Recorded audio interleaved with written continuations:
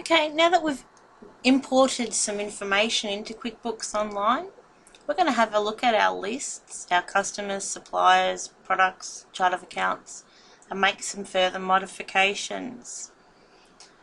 I'm going to use the left-hand navigation bar and click on my suppliers.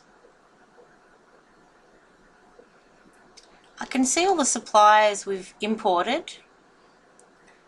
I can add a new supplier that I started up with today and didn't have a chance to input into my Excel spreadsheet for import. The new supplier is called Pulse.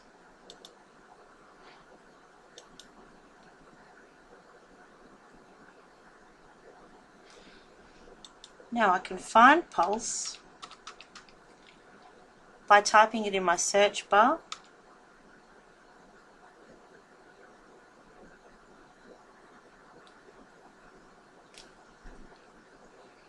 And there they are.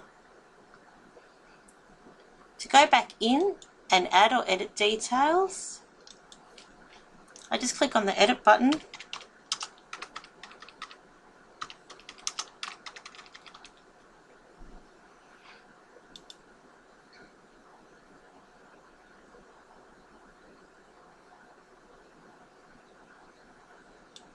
I can create a new bill, expense, check or purchase order for this supplier from this window. I can click my back button or just hit suppliers again. Scrolling down is the same effect as typing into your search bar. I can see the new supplier that I've added just there.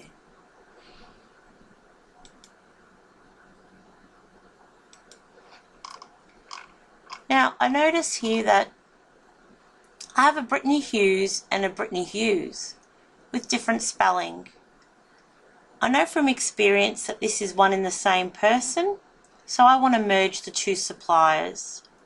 The correct spelling is with the Y, so I'm going to open up this file, select Edit,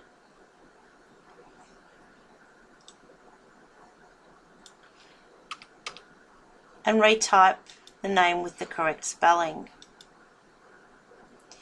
QuickBooks Online tells me that the name is already being used. Would I like to merge the two? Yes. You'll see the one with the incorrect spelling has now been deleted. I can view the other lists that I've imported by selecting the cog or the settings menu and then all lists. I'll select the products and services list, and I can also add, edit or delete products and services that I've just imported. I can also re-export that list back to Excel.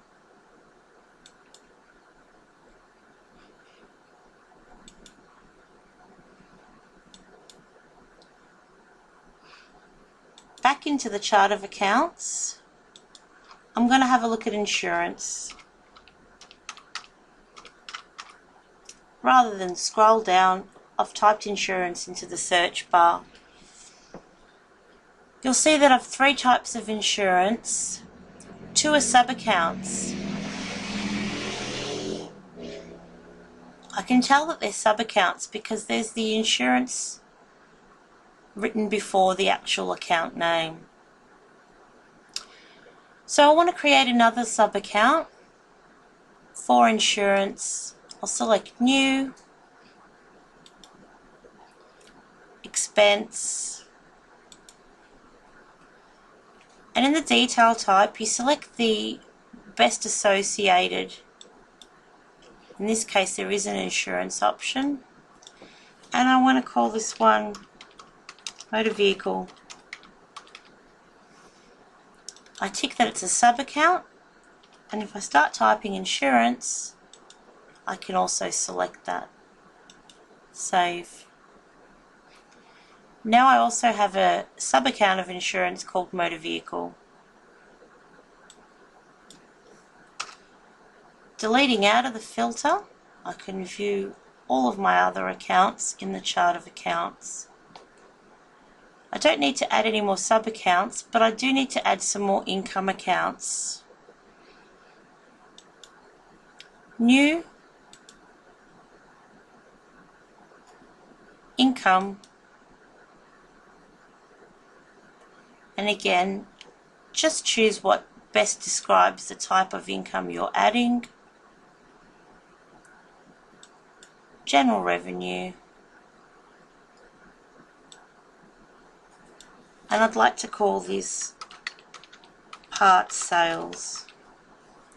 I know that every time I sell a part, it's subject to GST. Save. That's simple. Back to my products and services list.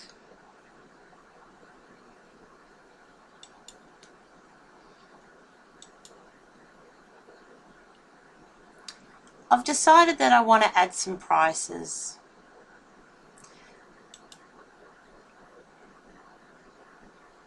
My price for hours is $45 an hour. I'll select hours and then edit. I type in $45 per hour, and that price is inclusive of GST.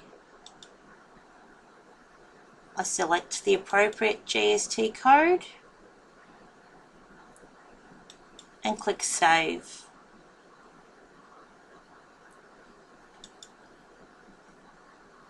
My frames, I have an exterior frame and an interior frame. I sell my exterior door frames for $100. Again, this includes GST. When I purchase these, I purchase them for $50, inclusive of GST. I can change my expense accounts here. Instead of cost of goods sold, I want to be a bit more specific.